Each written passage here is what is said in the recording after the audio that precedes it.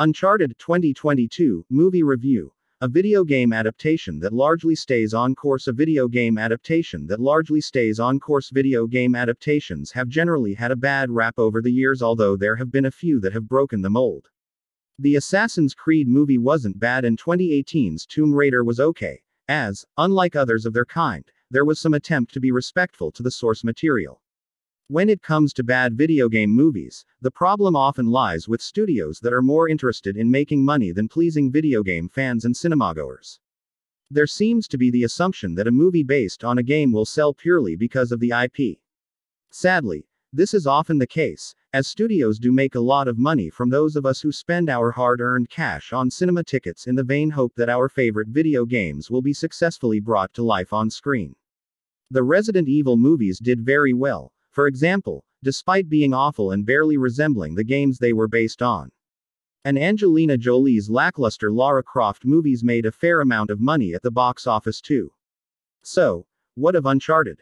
This is another movie that is based on a popular video game franchise, and despite the rocky road to the screen, there has been a lot of anticipation from those who are fans of Naughty Dog's PlayStation games. Well, I am happy to say that it isn't bad.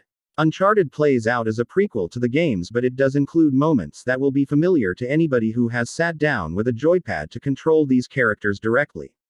The opening cargo plane sequence, for example, is heavily inspired by a similar scene from the Uncharted 3 video game, and there are enough Easter eggs to please fans of any of the franchise titles. Of course, if you have never played the games, it might be that you need a little backstory. Thankfully, the movie does a pretty good job of this itself, as it explains the origins of the friendship between the two main characters, Nathan Drake, Tom Holland, and Victor Sully, Sullivan, Mark Wahlberg.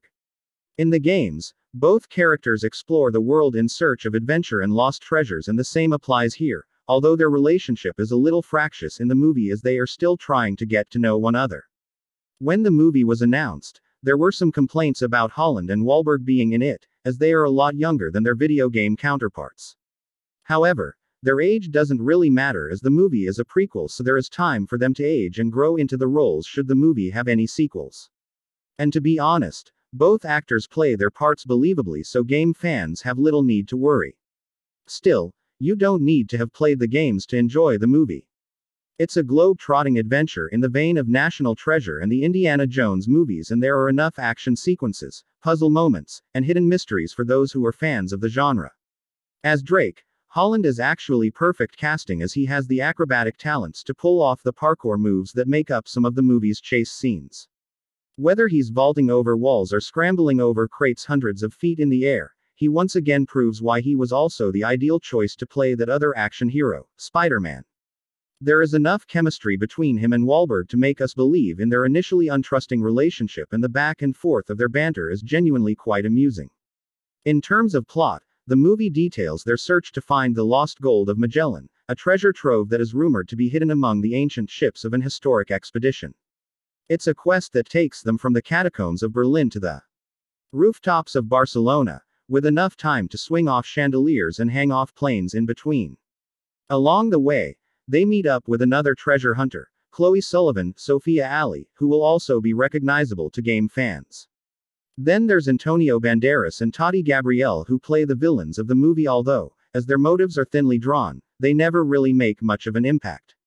Venom director Ruben Fleischer handles the action sequences well, especially the final sequence wherein Drake and Sully fight their enemy during an airborne pirate ship chase. He manages to keep the tone fun and light, even when the story threatens to overcomplicate itself with double crosses and plot contrivances. To his credit, he has made a movie that will please both fans of the game and those unfamiliar with the franchise, even if it never scales the heights of the classics of the genre, such as Romancing the Stone and Raiders of the Lost Ark. The movie isn't perfect, but it is entertaining. And considering the fact that it's been in development hell for years, an Uncharted movie was originally announced in 2008, it is a lot better than it could have been.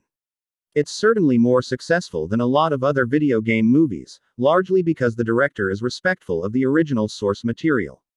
For this reason, Uncharted can be recommended, as for once, it's not game over for a video game adaptation.